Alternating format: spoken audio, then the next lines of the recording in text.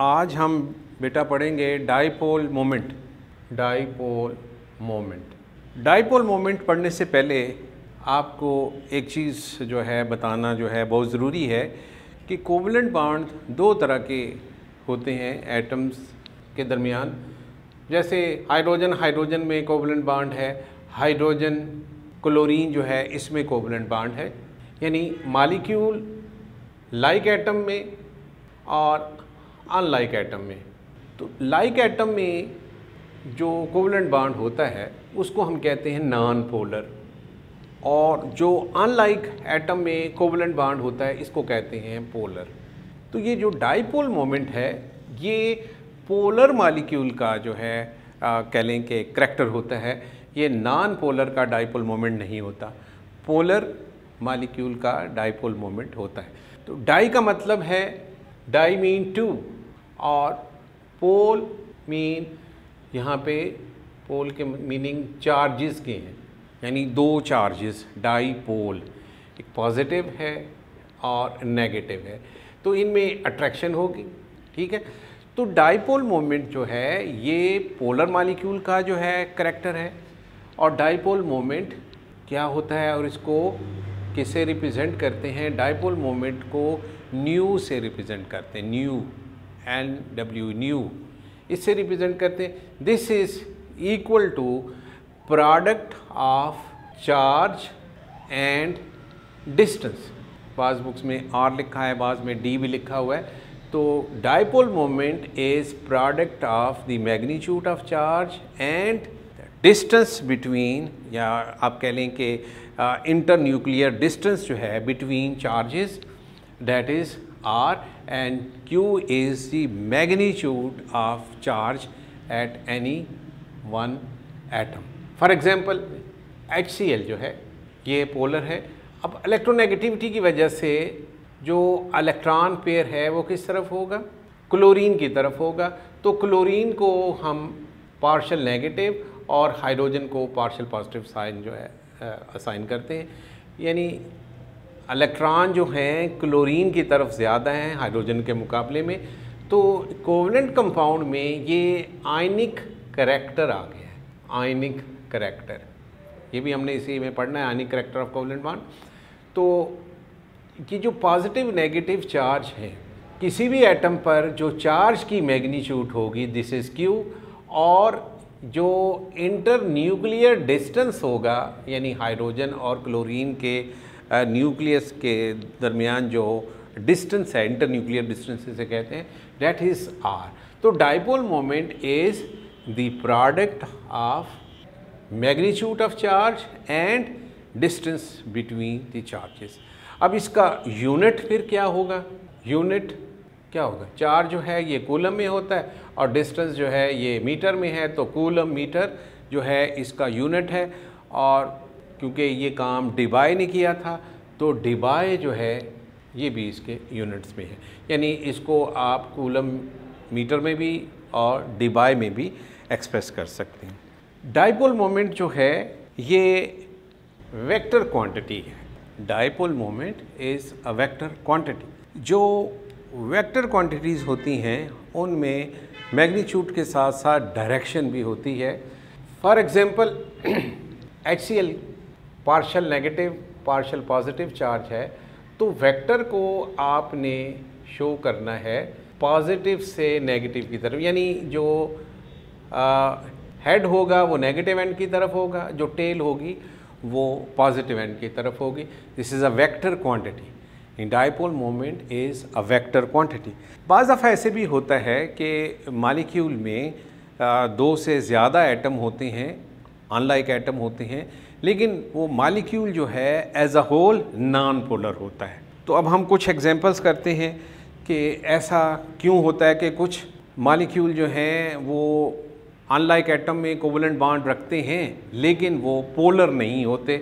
ये होगा उस सूरत में जब किसी मॉलिक्यूल में दो से ज़्यादा एटम हो, 3 हो, 4 हो, ज़्यादा हो, तो उससे जो है ये हमने चेक करना है कि ये पोलर है या नहीं। ये किस तरह से चेक करेंगे? अब जैसे सल्फ़र डाइऑक्साइड है, बेरिलियम क्लोराइड है, ठीक है, सल्फ़र डाइऑक्साइड में भी एक सल्फ़र, 2 ऑक्सीजन, 3 एटम है। बेरिलियम क्लोराइड में भी 3 एटम है, 1 बेरिलियम। अब कार्बन डाइऑक्साइड जो है इसमें भी आप देखें 3 एटम है। तो विच वन इज़ पोलर, यानी इनमें से किस मॉलिक्यूल का जो है डाइपोल मोमेंट होगा, किसका ज़ीरो होगा। तो ये हम किस तरह से बता सकते हैं। एग्जैक्ट वैल्यू नहीं हम बताएंगे, हम ये बताएंगे कि इस मॉलिक्यूल का डाइपोल मोमेंट ज़ीरो नहीं है, ज़ीरो से ज़्यादा है, या इस मॉलिक्यूल का डाइपोल मोमेंट जो है वो ज़ीरो है।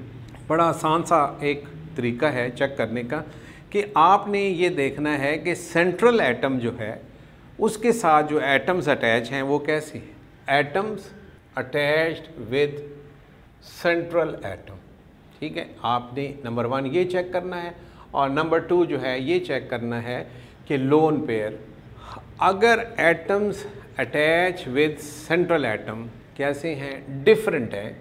लोन पेयर जो है नहीं है, atoms attach with different atoms, ठीक है, वो डिफरेंट है। तो उस सूरत में मॉलिक्यूल जो होगा ये पोलर होगा, नेचर ऑफ मॉलिक्यूल पोलर होगा। एक केस हो गया, दिस इज़ केस 1। केस 2 जो है फिर हम इसको अप्लाई करते हैं कि एटम जो हैं attach with central atom, atoms attached with central atom same है, atoms attach with central atom same है। लोन पेयर प्रेजेंट है, इसमें लोन पेयर है, तो मॉलिक्यूल कैसा होगा, पोलर होगा।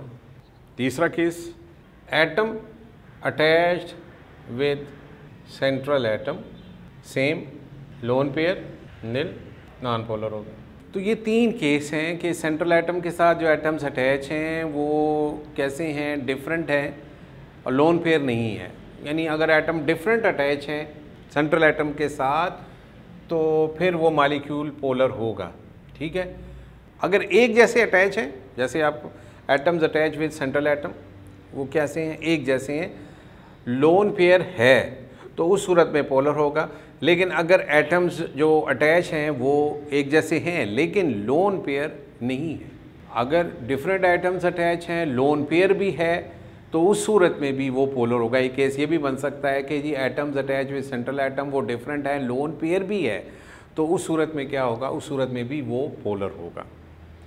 नॉन पोलर जो है वो किस केस में होगा कि जब सेंट्रल एटम, आप सिर्फ एक ये याद रख लें, अगर इसके अलावा अगर ये दोनों कंडीशन जो हैं ये पूरी नहीं हो रही तो वो पोलर होगा।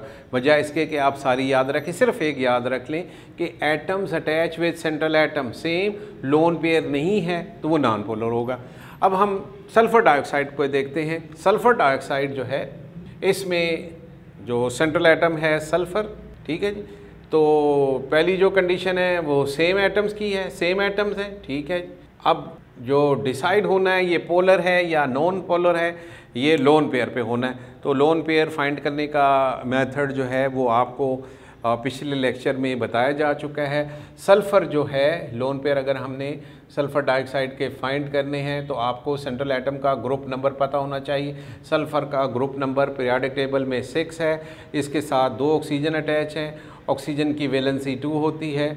आप इसको फिर 2 पे डिवाइड करेंगे तो 6 - 4 डिवाइडेड बाई 2, तो ये 2/2 1 लोन पेयर है। इसका मतलब ये है कि सल्फ़र डाइऑक्साइड इज़ पोलर।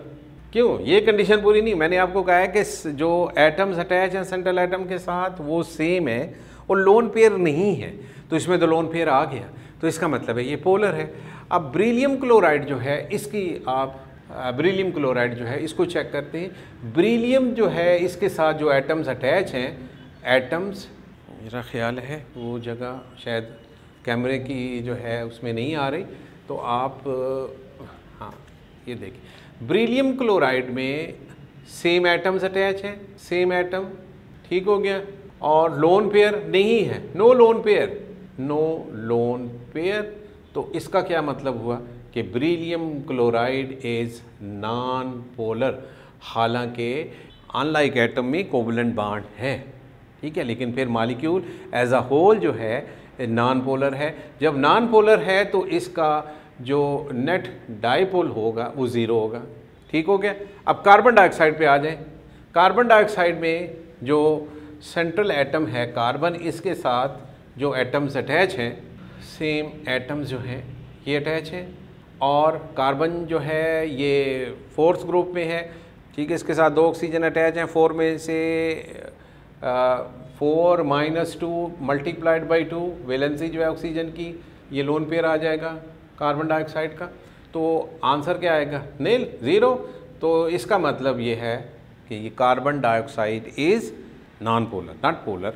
एक तो ये तरीका है चेक करने का कि ये मॉलिक्यूल जो है पोलर है या नॉन पोलर, कि आपने क्या चीज़ चेक करनी है कि सेंट्रल एटम जो है उसके साथ जो एटम्स अटैच हैं, ठीक है, सेंट्रल एटम के साथ जो एटम्स अटैच हैं वो कैसे हैं, वो एक जैसे हैं, लोन पेयर नहीं है, तो मॉलिक्यूल जो है क्या होगा? Non polar. उसका डायपोल मोमेंट नेट क्या होगा जी? 0 होगा।